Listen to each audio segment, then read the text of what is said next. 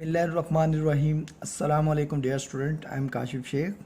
Second year biology में chapter number 15 homeostasis में आज हम लेक्चर नंबर 11 को डिस्कस करेंगे, जिसका एक बहुत ही इम्पोर्टेंट टॉपिक है। लेक्चर नंबर 11 में लीवर के बारे में आज हम पढ़ेंगे। वैसे एक्सक्रीटरी ऑर्गन 3 होते हैं, एक लीवर होता है, एक किडनी होता है और एक लंग्स होता है। लंग्स क्योंकि हमारे सेकेंड ईयर के सिलेबस में मेंशन नहीं है, फर्स्ट ईयर में हमने पढ़ा हुआ है कि वो कार्बन डाइऑक्साइड को बॉडी से एलिमिनेट करता है, तो इसलिए कि लंग्स जो है वो फर्स्ट ईयर में हमने डिस्कस किया था, वो अब सेकेंड ईयर का हिस्सा नहीं है, तो हम यहाँ पर भी उसको डिस्कस नहीं करेंगे। तो अब यहाँ पर 2 आपको ऑर्गन्स दिखाई दे रहे हैं, जो कि लीवर है और किडनी है। ये एक्सक्रीटरी ऑर्गन है। एक्सक्रीटरी ऑर्गन आप सब जानते हैं, वेस्ट मेटाबोलाइट्स को बॉडी से एलिमिनेट करते हैं और बॉडी को डिटॉक्सिफाई करता है।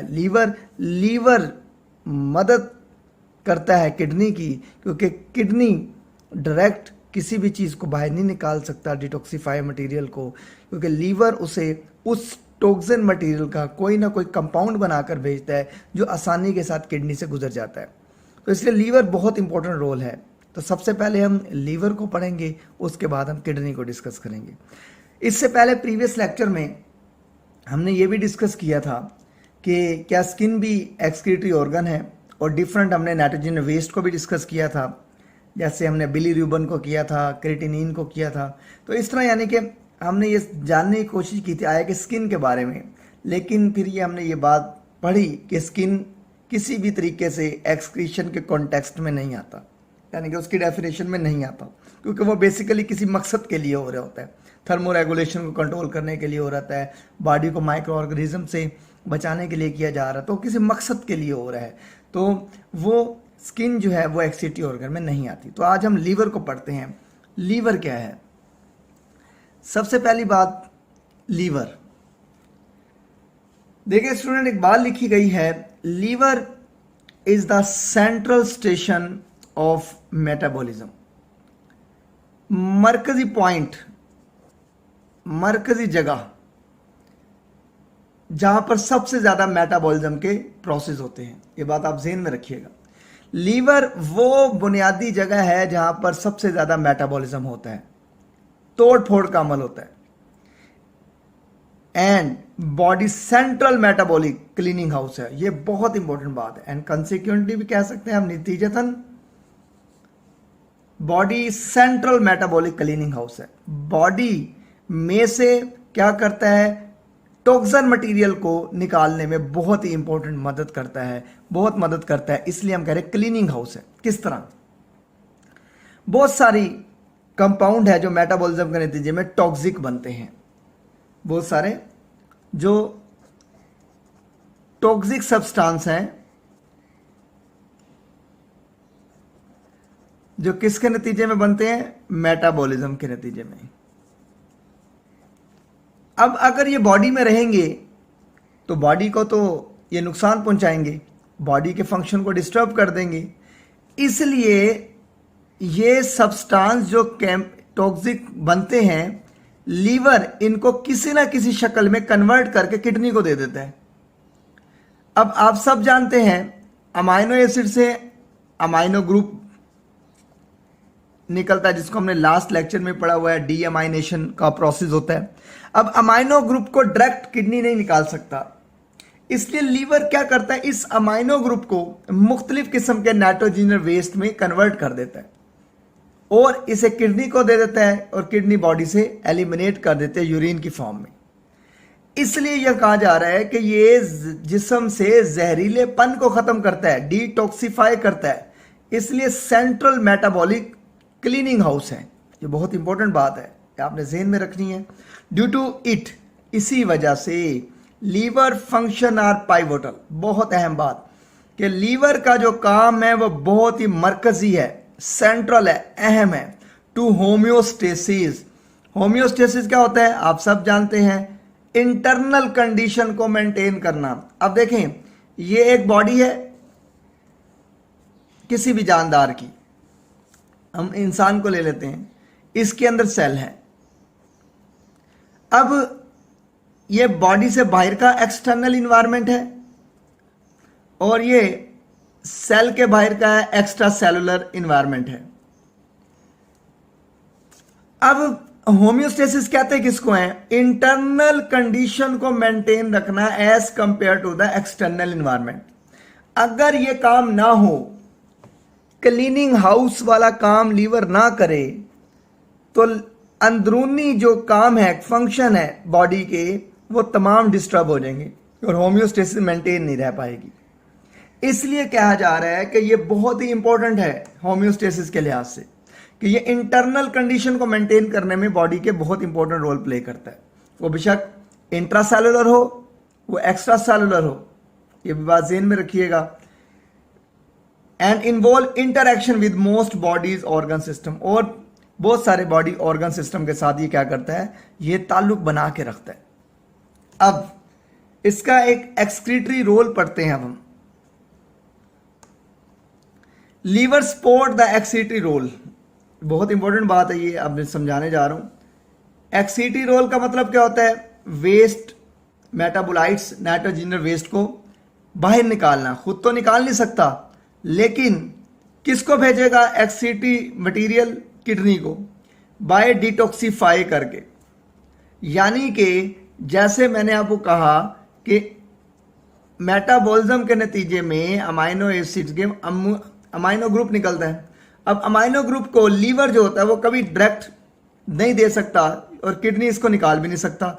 इसलिए लीवर क्या करता है? इस अमाइनो ग्रुप को मुख्तलिफ शक्लों में कन्वर्ट कर देता है, जैसे कि अमोनिया में कन्वर्ट कर दिया, यूरिया में कन्वर्ट कर दिया, यूरिक एसिड में कन्वर्ट कर दिया। अब ये वो कंपाउंड है जो आराम से किडनी के जरिए निकल सकते हैं। इसलिए लीवर सपोर्ट कर रहा है एक्सक्रीशन में किडनी को, कि किडनी को इस तरह के मटेरियल भेज रहा है और जिस्म को जहरीलेपन से आज़ाद कर रहा है, ताकि वो एलिमेंट, वो नाइट्रोजन वेस्ट आराम से किडनी से गुजर सके और बॉडी क्लियर हो जाए। मैनी केमिकल पॉइजन्स, बहुत सारे केमिकल जहरीले होते हैं जो बॉडी को नुकसान पहुंचा सकते हैं, जहरीलापन होता है एंड प्रोड्यूस, और उसी को वो जहरीलेपन को, जैसे कि अमाइनो ग्रुप है, आप सब जानते हैं, इन नाइट्रोजनस वेस्ट का अगर बॉडी में ज़्यादा मिकदार मौजूद हो जाए तो आपने पढ़ा कन्वल्जन होंगे, डेथ भी हो सकती है, आपने सारा पढ़ा, कोमा में जा सकता है पेशेंट। तो इसलिए वो प्रोड्यूस करता है अमोनिया, यूरिया, यूरिक एसिड को from nitrogen of the amino acid. अब ये देखें, nitrogen of the amino acid, amino acid की मेटाबॉलिज्म से क्या निकलेगा? Amino group. अमाइनो ग्रुप को किडनी निकाल नहीं सकता। लीवर क्या करता है? इस जहरीलेपन को, बॉडी को पाक भी करता है इस जहरीलेपन से, और फिर क्या करता है? इस अमाइनो ग्रुप को अमोनिया, यूरिया, यूरिक एसिड में कन्वर्ट करता है और ये तीनों कंपाउंड आराम से किडनी से गुजरकर पेशाब की शक्ल में बॉडी से एलिमिनेट हो जाते हैं। इसके बाद है यूरिया साइकिल, जिसको हमने प्रीवियस लेक्चर में पढ़ा हुआ है। इधर हम सरसरी पढ़ लेंगे क्योंकि ये रोल है, ये एक बहुत इंपॉर्टेंट, ये अक्सर पेपर में पूछा जाता है कि यूरिया साइकिल किस में होता है। याद रखिएगा, यूरिया साइकिल लीवर में होता है, ये बात जहन में रखिएगा आप। द मेटाबॉलिक पाथवे, सबसे पहली बात है कि आपने इस पॉइंट को समझना है कि what is the metabolic pathway. Metabolic pathway क्या होता है? अब मेटाबॉलिक पाथवे और मेटाबॉलिक रिएक्शन में क्या फर्क है? पहली तो बात आपको यह समझनी है। देखिए, मेटाबॉलिक पाथवे का मतलब होता है कि ऐसा काम जो एक सीरीज में हो रहा है।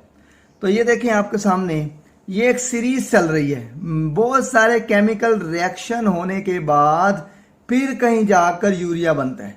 तो ये एक सीरीज चल रही है, स्टेप चल रहे हैं।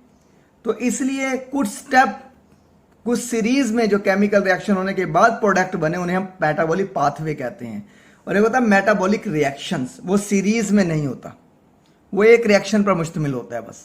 तो इस तरह हम मेटाबॉलिक पाथवे का मतलब series of the chemical reaction. The metabolic pathway that involve in the production the urea as term as the urea cycle. ऐसा केमिकल रिएक्शन जो सीरीज में हो रहा है, जिसके कई स्टेप हैं, that involve in the production, उसका काम क्या? बेसिकली यूरिया को बनाना।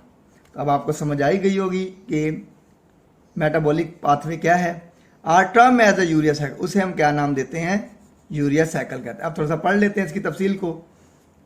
2 अमोनिया एंड 1 कार्बन डाइऑक्साइड। अब यूरिया साइकिल क्यों करवाया जा रहा है, थोड़ा सा ये भी समझना है। लीवर यूरिया साइकिल को क्यों परफॉर्म कर रहा है?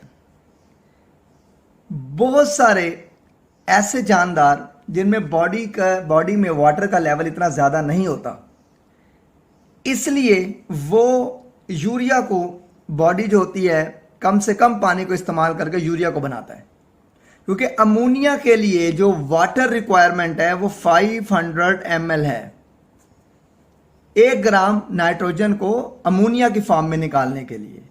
अब खुश्की पे रहने वाला जानवर ऑलमोस्ट ½ लीटर पानी हर दफा पेशाब के साथ नहीं निकाल सकता, इसलिए यूरिया साइकिल में लीवर क्या करता है कि 2 मॉलिक्यूल अमोनिया के यूज करता है और उसको यूरिया में कन्वर्ट कर देता है। यानी कि अमोनिया जो है ये ज्यादा जहरीला है, ये ज्यादा टॉक्सिन है, इसकी थोड़ी मिकदार बॉडी में रहेगी तो बॉडी के तमाम होम्योस्टेसिस को मेंटेन नहीं करेगी बल्कि डिस्टर्ब करके खराब कर देगी। लेकिन यूरिया लेस टॉक्सिक है, अगर उसकी मिकदार बॉडी में ज्यादा रहती भी है तो वो बॉडी को इतना नुकसान नहीं पहुंचाएगा। इसलिए लीवर क्या करता है, अमोनिया को फौरन किस में कन्वर्ट कर देता है, यूरिया में कन्वर्ट कर देता है। Urea is a less toxic than ammonia, ये आपने ज़हन में रखनी है बात। 2 अमोनिया एंड 1 कार्बन डाइऑक्साइड, ये बात ज़हन में रखिएगा। Combine to enter into the cycle to generate molecule of urea, 1 molecule of urea. यानी कि आपको ये बताई जा रही है कि इस पूरे साइकिल में 2 अमोनिया के मॉलिक्यूल यूज होंगे और 1 कार्बन डाइऑक्साइड का इस्तेमाल होगा जो दाखिल किया जाएगा किसमें, यूरिया साइकिल में। अब ये इंपॉर्टेंट एमसीक्यूज के पॉइंट से है, आपने ये ऑब्जेक्टिव के लिहाज से 2 अमोनिया के मॉलिक्यूल यूज होंगे और 1 कार्बन डाइऑक्साइड का इंटर किया जाएगा साइकिल में, क्या करने के लिए, जनरेट करने के लिए 1 मॉलिक्यूल यूरिया। ये आपको समझ आ गई बात। 1 ammonia to generate 1 ammonia molecule combine with carbon dioxide, 1 molecule ammonia का कार्बन डाइऑक्साइड के साथ मिलेगा एंड ऑलरेडी अवेलेबल प्रिकर्सर, और पहले से मौजूद अमाइनो एसिड जो यूरिया साइकिल के नतीजे में बना था ऑर्निथीन के साथ मिलेगा और सिट्रोलिन बनाएगा। ये पहला स्टेप है। ऑर्निथीन प्रिकर्सर है, ज़हन में रखिएगा, बहुत इंपॉर्टेंट शॉर्ट क्वेश्चन है। अमोनिया का 1 मॉलिक्यूल कार्बन डाइऑक्साइड के साथ मिलेगा और ऑर्निथीन जो पहले से मौजूद है, जो इस साइकिल के नतीजे में बना है, पहले से मौजूद, किसी भी साइकिल को चलाने के लिए प्रिकर्सर का मौजूद होना जरूरी होता है। यहां पर यूरिया साइकिल प्रिकर्सर ऑर्निथीन है, amino acids. Ammonia carbon ornithine के साथ मिलकर सिट्रोलिन को बनाएगा। सिट्रोलिन फर्स्ट प्रोडक्ट है, ये भी ज़हन में रखिएगा कि इन दोनों के नतीजे में सिट्रोलिन किसके नतीजे में बनता है, ऑर्निथीन के नतीजे में बनता है। सिट्रोलिन में सिट्रोलिन के साथ एक और अमोनिया का मॉलिक्यूल ऐड करवाया जाएगा और आर्जिनिनो सक्सिनेट बनेगा। अब हर स्टेप पर एंजाइम यूज हो रहा है, आपकी बुक में नहीं दिया हुआ, हर स्टेप पर एंजाइम यूज हो रहा है। एंजाइम के बगैर तो काम नहीं हो सकता। Enzyme number 1, enzyme number 2, enzyme number 3 और ये 4 एंजाइम नंबर। अब सिट्रोलिन अमोनिया, अब 2 अमोनिया के मॉलिक्यूल यूज हो गए, कार्बन डाइऑक्साइड इस्तेमाल हो। अब ये जो आर्जिनिनो सक्सिनेट है बेसिकली अनस्टेबल है, ये ज्यादा क्याम पजीर नहीं होता, इससे ब्रेक डाउन हो जाता है और ये ब्रेक डाउन होकर आर्जिनिन जो होता है इससे अलग हो जाता है और आर्जिनिन अमाइनो एसिड बन जाता है। आर्जिनिन एक एंजाइम के जरिए आर्जिनिन को कन्वर्ट करता है फाइनल प्रोडक्ट में जिसका नाम है यूरिया और एक प्रिकर्सर में जिसका नाम है ऑर्निथिन। ये ज़हन में रखिएगा, आर्जिनिन एक एंजाइम आर्जिनेस की मदद से यूरिया बनाएगा और प्रिकर्सर बनाएगा जो पहले से मौजूद होना चाहिए साइकिल को चलाने के लिए। अगर ये मौजूद नहीं होगा तो कभी भी साइकिल नहीं चलेगा। तो ये प्रीवियस साइकिल से हासिल होता है, ज़हन में रखिएगा। जब भी एक साइकिल चलेगा तो ये बनेगा लाजमी, क्योंकि ये अवेलेबल होना चाहिए नेक्स्ट स्टेप के लिए। तो ये हमारे पास यूरिया साइकिल है। थोड़ा सा अब इसको हम थोड़ा सा इसकी थ्योरी को पढ़ लेते हैं। Later, another ammonia combines to form arginine. Arginine is split by arginase to form urea and precursor ornithine for next cycle. यानी कि वही बातें जो हमने पढ़ी हैं कि ये सारी चीज़ें हैं कि सिट्रोलिन के बाद आर्जिनोसक्सिनिन, आर्जिनिनोसक्सिनिन, आर्जिनिन जब ब्रेक डाउन होगा तो ये ऑर्निथिनो यूरिया साइकिल में कन्वर्ट हो जाएगा।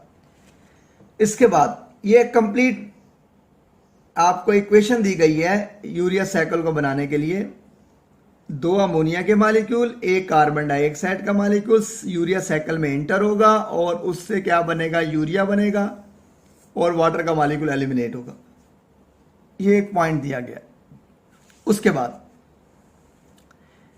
Liver is not only involve in the synthesis of the nitrogenous waste to assist kidney in their disposal.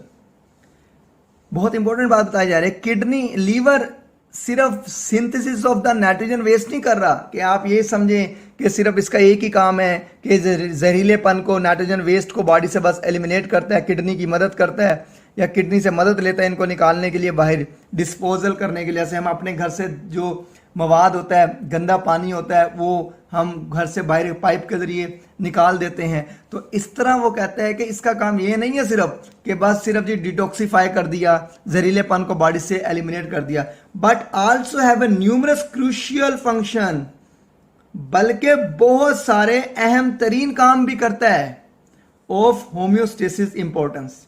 किस मकसद के लिए? बॉडी के इंटरनल माहौल को या इन्वायरमेंट को बरकरार रखने के लिए, क्योंकि अगर बॉडी का इंटरनल इन्वायरमेंट जो है वो डिस्टर्ब हो गया तो कोई भी काम प्रॉपर्ली परफॉर्म नहीं होगा और बॉडी फंक्शन प्रॉपर्ली परफॉर्म नहीं कर पाएगी। अब कौन कौन से फंक्शन परफॉर्म करता है? These function belong to synthesis number 1, storage number 2, conversion number 3, recycling number 4 and detoxification category number 5। तो हमने इन स्टेप को बारी बारी 5 फंक्शन को आज हमने पढ़ने इस लेक्चर में कि 5 क्रूशियल जो पॉइंट है वो कौन कौन से करता है। तो येलो बॉक्स में पेज नंबर 12 में छोटा सा एक येलो बॉक्स दिया गया है, उसको पहले डिस्कस कर लेते हैं, फिर इसके हम होम्योस्टेसिस फंक्शन पढ़ लेते हैं लीवर के। येलो बॉक्स में दिया गया है कि urea is detoxified from ammonia. Ammonia बहुत ज्यादा जहरीला मवाद है, इसकी थोड़ी सी मिकदार भी बॉडी में रहेगी तो बॉडी के तमाम फंक्शन को डिस्टर्ब कर देगी। इसलिए यूरिया इज डिटॉक्सिफाई, यूरिया को बनाया जाता है अमोनिया के जहरीलेपन को खत्म करके।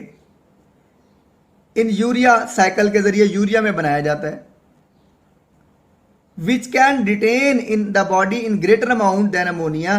क्योंकि अगर यूरिया ज्यादा मिकदार में भी रहेगा अमोनिया के निस्बत तो वो इतना नुकसान नहीं पैदा करेगा। मैंने आपको पहले ही बात बताई है कि अमोनिया को यूरिया साइकिल की मदद से जहरीलेपन को खत्म करके यूरिया बनाया जाता है।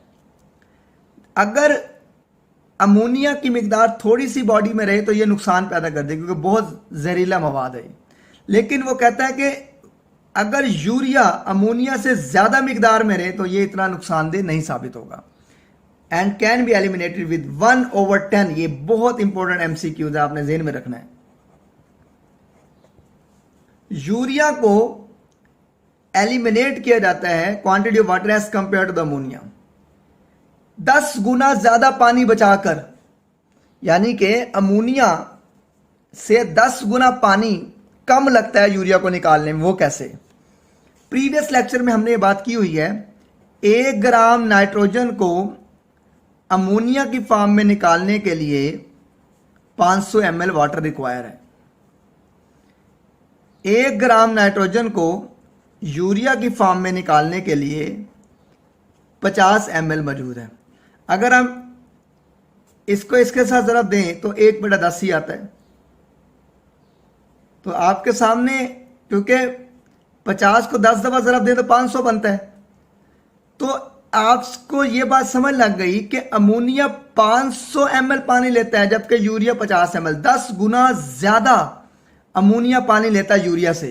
या हम ये भी कह सकते हैं यूरिया 10 गुना कम पानी लेता है अमोनिया से, यह भी बात हम कह सकते हैं।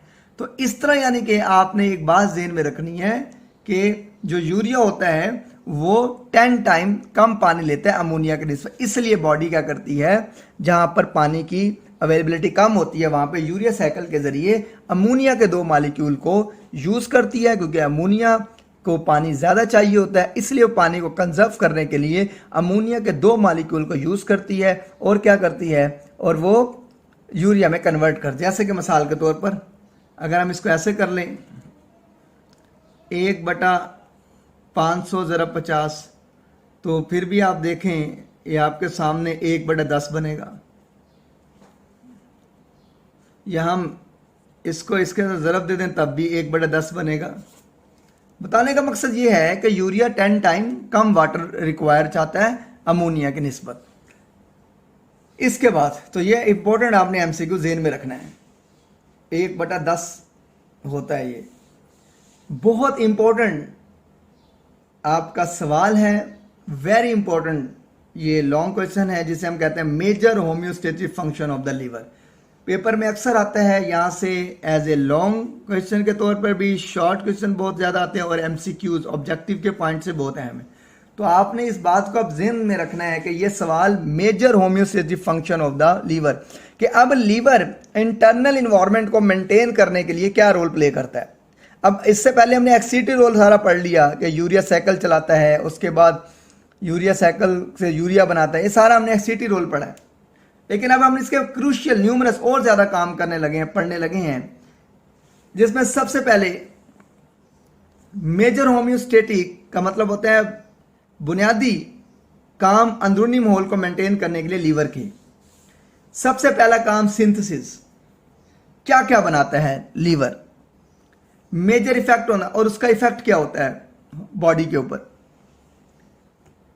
नाइट्रोजन वेस्ट बना रहा है, अमोनिया, यूरिया, यूरिक एसिड। हमने पहले भी डिस्कस किया कि अमाइनो ग्रुप किडनी से एलिमिनेट नहीं हो सकता, इसलिए मेटाबॉलिज्म के नतीजे में जो अमाइनो एसिड होता है उससे अमाइनो ग्रुप निकलता है। अमाइनो ग्रुप से नाइट्रोजन वेस्ट, तो क्या अमाइनो ग्रुप एक टॉक्सिक मटेरियल साबित हो सकता है, इसलिए, और ये बॉडी से एलिमिनेट नहीं हो, इसलिए इसको कन्वर्ट किया जाता है nitrogen waste in the form of ammonia, urea and uric acid, और फिर बनाकर किडनी को दे दिया जाता है।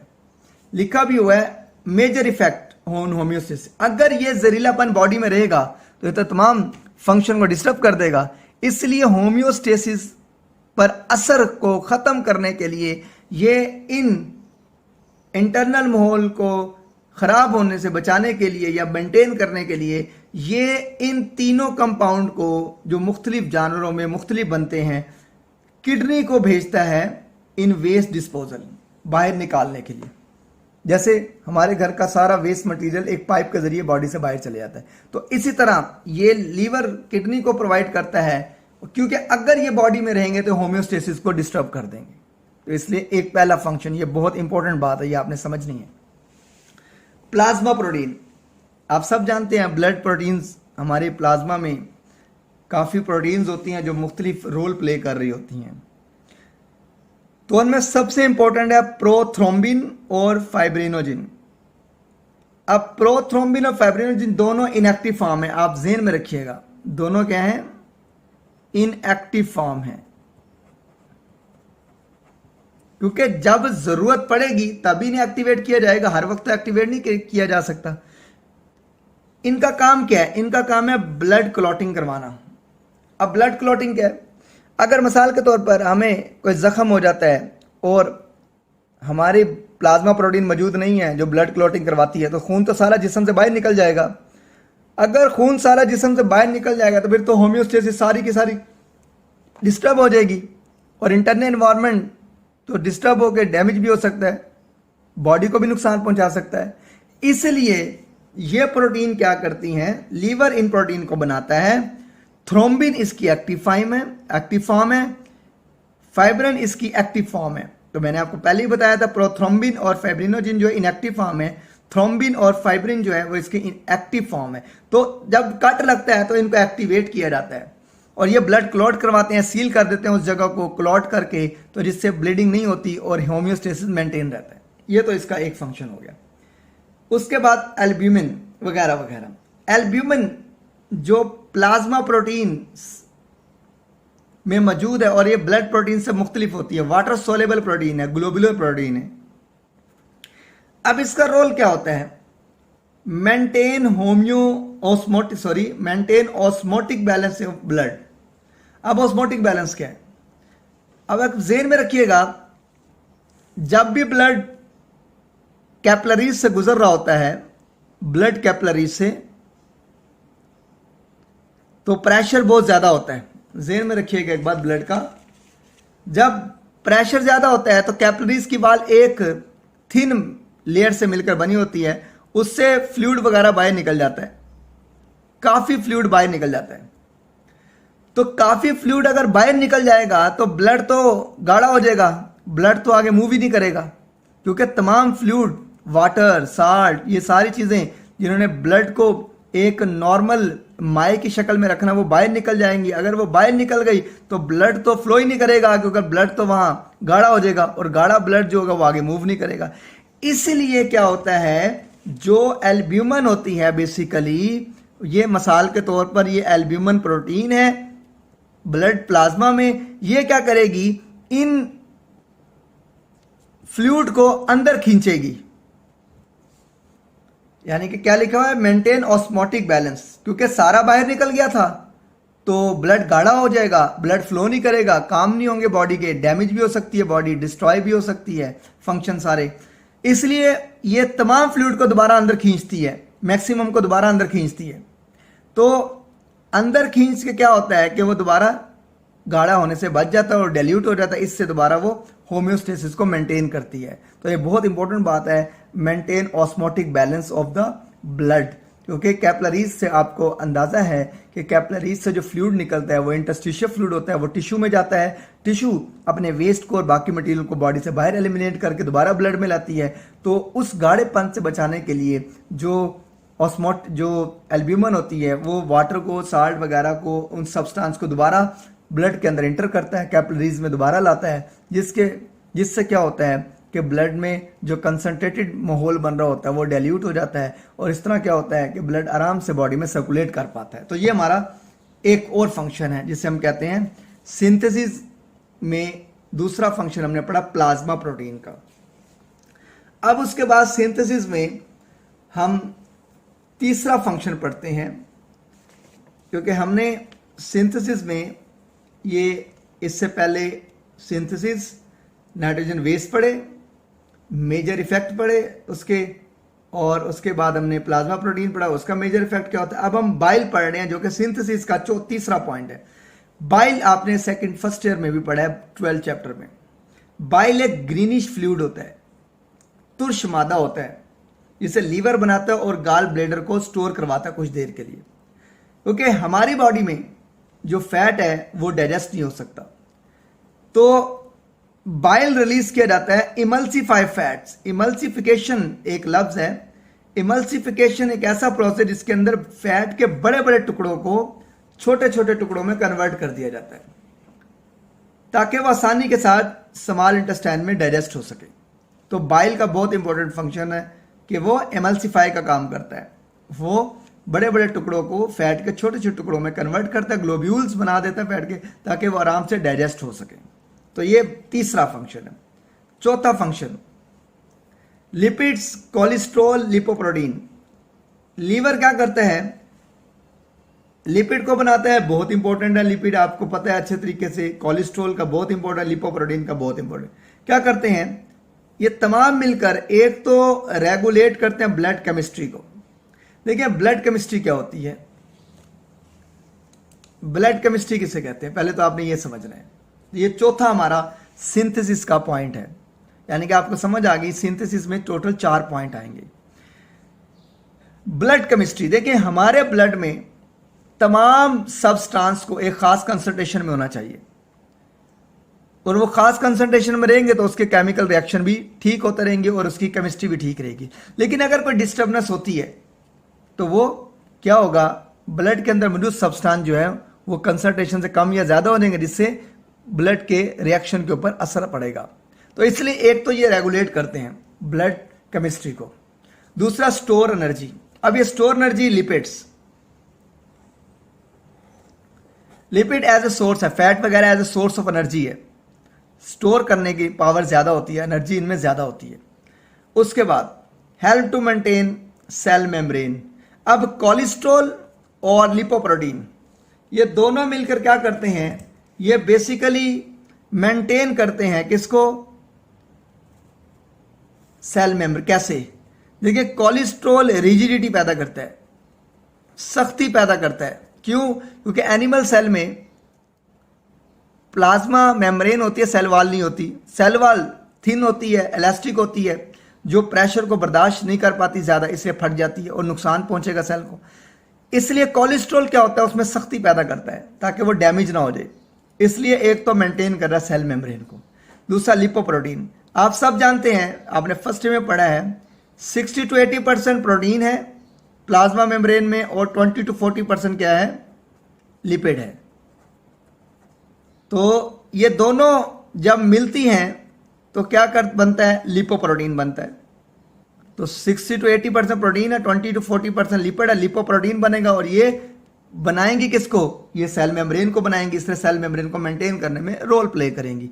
तो ये हमने अब एक फंक्शन पढ़ा है सिंथेसिस का, जिसके अंदर हमने 4 पॉइंट को डिस्कस किया है। मैं आपको दोबारा बता देता हूं, सिंथेसिस में हमने 4 पॉइंट को डिस्कस किया है। नंबर 1 नाइट्रोजन वेस्ट को, कि नाइट्रोजन वेस्ट कैसे कौन कौन से बनेंगे, किस तरह किडनी की मदद से उनको बाहर निकाला जाएगा।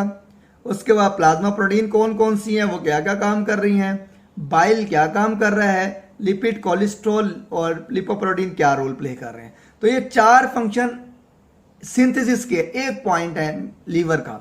अब दूसरा पॉइंट हम लीवर का पढ़ लेते हैं, जिसका नाम है स्टोरेज।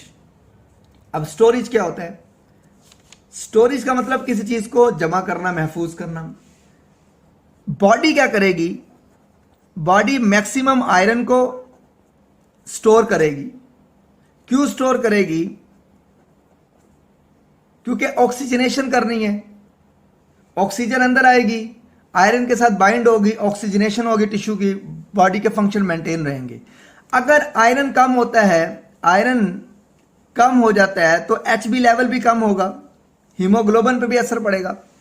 हीमोग्लोबिन प्रॉपरली काम नहीं कर पाएगी और ट्रांसपोर्ट ऑफ द मटेरियल नहीं होगा, ऑक्सीजन वगैरह ट्रांसपोर्ट नहीं होगा टिश्यू में, जो कि नुकसान हो सकता है बॉडी को। ये होम्योस्टेसिस पे असरअंदाज हो सकती है बात। इसलिए ऑक्सीजनेशन ऑफ द टिश्यू की जाती है कि आयरन को स्टोर किया जाता है ताकि मैक्सिमम जो है ऑक्सीजन को बाइंड करके टिश्यू तक पहुंचाया जाए, एचबी लेवल को मेंटेन किया जाए as a constituent of haemoglobin. क्योंकि आयरन जो है वो हीमोग्लोबिन का पार्ट है। ये जो हीम है, हीम, इसे आयरन पार्ट कहते हैं।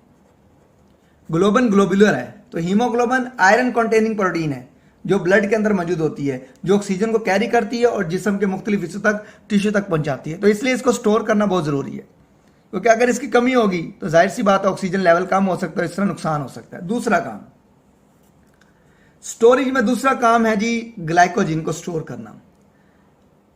आप अच्छी तरह जानते हैं, जब भी हम कोई फूड खाते हैं, जैसे हम ब्रेकफास्ट कर रहे हैं, ये मैं आपको बहुत अच्छे तरीके से बात समझाऊंगा, ये दोनों कन्वर्जन और फूड जो भी हम यूज़ करते हैं, खाते हैं, जैसे नाश्ता किया हमने, तो जो भी चीज़ हम खा रहे हैं, प्रोटीन खा रहे हैं, फैट खा रहे हैं, कार्बोहाइड्रेट खा रहे हैं, उन्हों का एंड प्रोडक्ट क्या होगा, वो ज़्यादा ग्लूकोज है।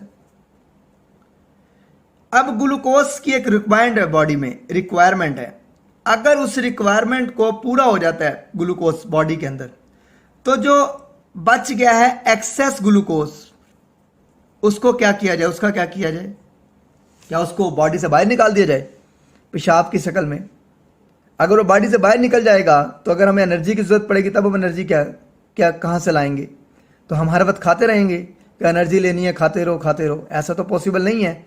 मिसाल के तौर पर एनर्जी लेवल कम है, मुझे एक अफसोसनाक खबर सुनाई देती है कि टेलीफोन आया मुझे कि कोई फौत की खबर होती है या किसी के एक्सीडेंट की खबर होती है, तब बॉडी ने फंक्शन परफॉर्म करने, एनर्जी कहाँ से आएगी, तो मैं उस वक्त रोटी खाऊंगा कि मुझे एनर्जी चाहिए।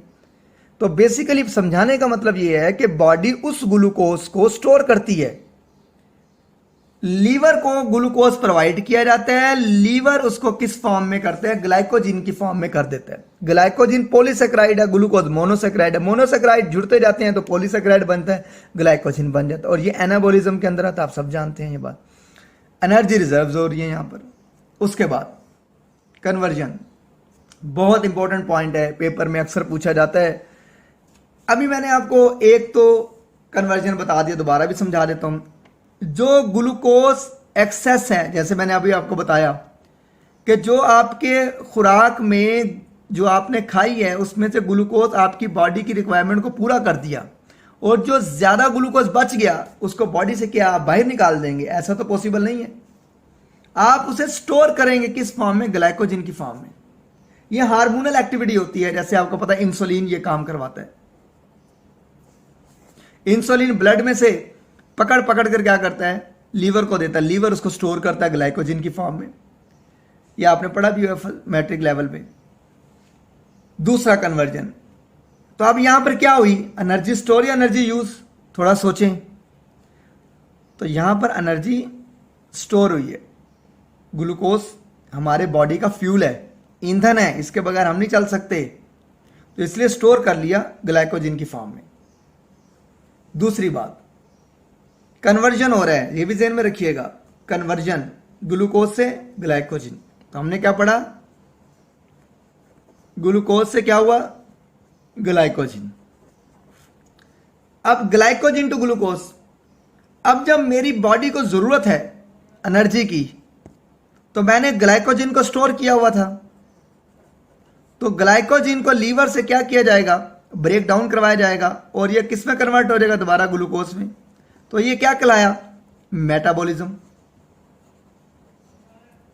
यहां पर कैटाबॉलिज्म नहीं हो रहा है, एनाबॉलिज्म हो रहा है, क्योंकि छोटी चीज बड़ी चीज में कन्वर्ट हो रही है, ये एनाबॉलिज्म है। यहां पर बड़ी चीज छोटी चीज में टूट रही है, ये क्या हो रहा है? कैटाबॉलिज्म हो रहा है। इसको इंसुलिन परफॉर्म करवा रहा है और इसको ग्लूकागोन परफॉर्म कर रहा है। ये हमारी हार्मोन्स हैं जो पेनक्रियाज रिलीज करता है।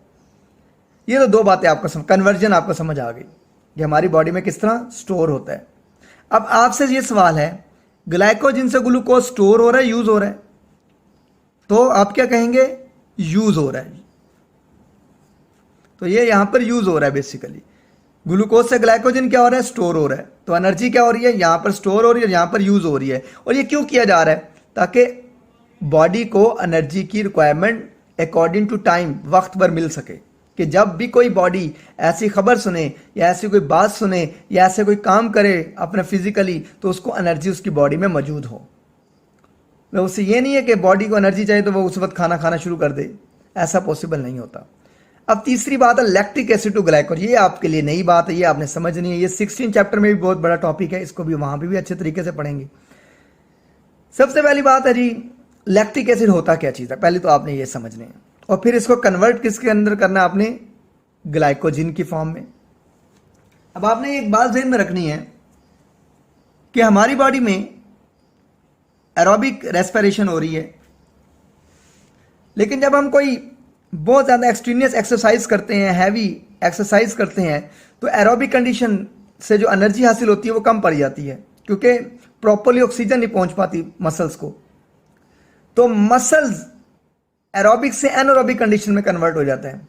फर्स्ट ईयर में आपने पढ़ा भी हो, लैक्टिक एसिड फर्मेंटेशन में, एनारोबिक रेस्पिरेशन में। अब एनारोबिक रेस्पिरेशन के नतीजे में हमें लैक्टिक एसिड से एनर्जी तो मिल रही है, लेकिन लैक्टिक एसिड जो बन रहा है ये मसल में जमा होता जा रहा है। अगर लैक्टिक एसिड मसल में जमा होता जाएगा तो ये एक काम करेगा जिसका नाम है मसल फटीग। मसल काम नहीं कर पाएंगे, मसल थकावट का शिकार रहेंगे। एनर्जी तो मिल रही है एनारोबिक कंडीशन में, लेकिन साथ साथ मसल में लैक्टिक एसिड भी जमा होता जा रहा है। अब लैक्टिक एसिड को मसल में जमा नहीं होने देना, क्योंकि लैक्टिक एसिड अगर जमा होता गया तो ये तो काम ही नहीं करने देगा मसल को। इसलिए इसको क्या किया जाता है? लीवर क्या करता है? लीवर इसको ब्लड के जरिए अपनी तरफ खींचता है मसल से। लीवर इसको अपनी तरफ खींचता है और अपनी तरफ खींचकर लैक्टिक एसिड को कन्वर्ट कर देता है ग्लाइकोजन के अंदर। ये हम 16 चैप्टर में पूरा सवाल पढ़ेंगे। कोरी साइकिल है एक, जो मैं आपको 16 चैप्टर में पढ़ाऊंगा इसी पॉइंट पर, क्योंकि ये बहुत बड़ा हो जाएगा यहाँ पर, तो उसी मसल वाले टॉपिक में जब हम पढ़ेंगे तो हम ये पढ़ लेंगे। कोरी साइकिल के जरिए सारा काम किया जाता है। मैं साइकिल भी ड्रॉ करके दे दूंगा आपको उस वक्त। तो लैक्टिक एसिड को लीवर क्या करेगा? मसल से ब्लड के जरिए खींच के ले आएगा लीवर में, और लीवर में वो ग्लूकोज और ग्लाइकोजन की फॉर्म में इसको क्या कर लेगा? अब आप बताएं, स्टोर करेगा, यूज करेगा?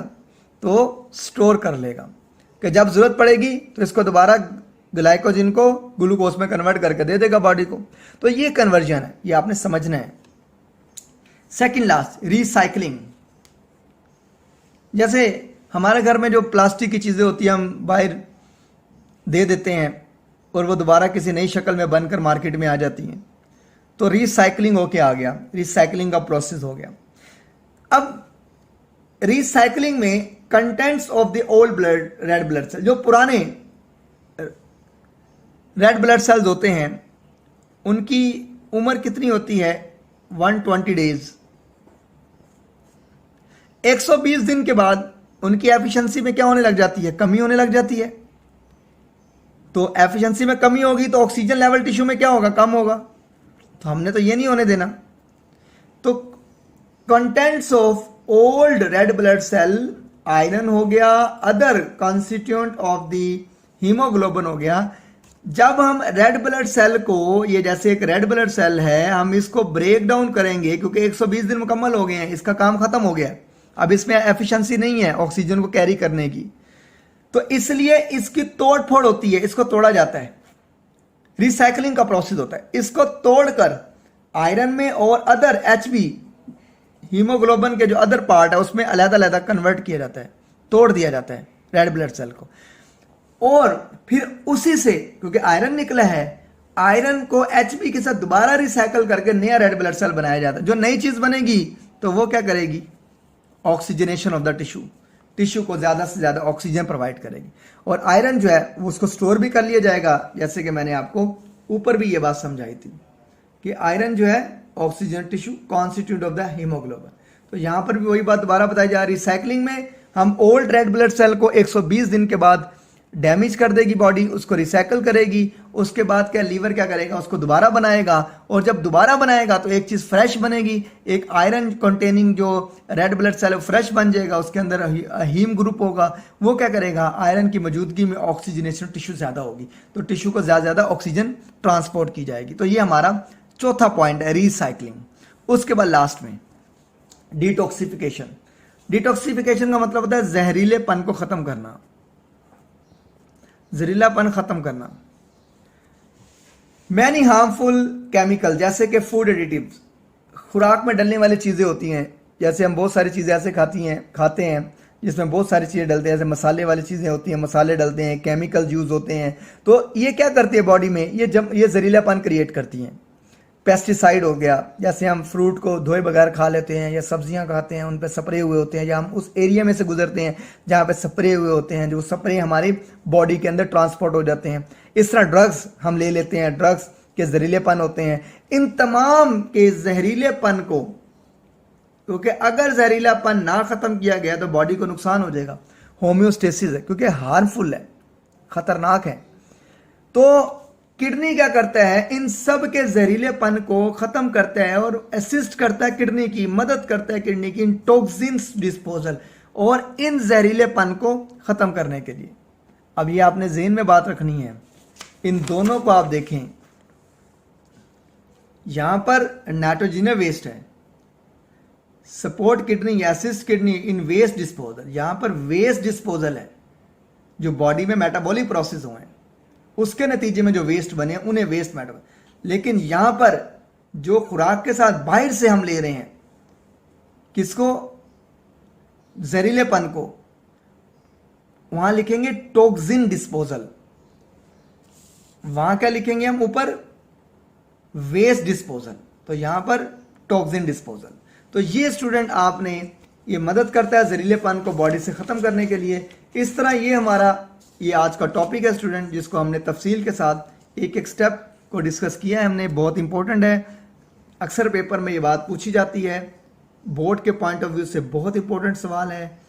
लीवर, इसके बाद हम किडनी की तरफ जाएंगे, जो यूरिनेशन प्रोसेस है उसको डिस्कस करेंगे, यूरिनरी सिस्टम को डिस्कस करेंगे। तो आज तक के लिए इतना ही। Thank you so much. अल्लाह हाफिज़।